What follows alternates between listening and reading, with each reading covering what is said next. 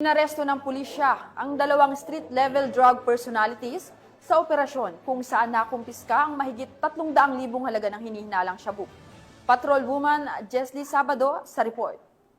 Estado ng operatiba ang dalawang street-level individual sa isinagawang bypass operation sa Barangay Paway Atok, Benguet nito lamang Agosto 14, 2025. Pinangunahan ng magkasanib na pwersa ng Atok Municipal Police Station, Benguet Police Provincial Office, Regional Police Drug Enforcement Unit CAR at Philippine Drug Enforcement Agency CAR ang operasyon.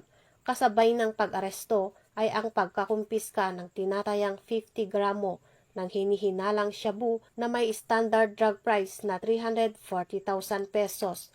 Bukod sa droga, nakumpiska rin ang iba pang ebidensya, kabilang ang bypass money, budol money, isang smartphone, ilang personal na gamit at pera sa iba't ibang dominasyon.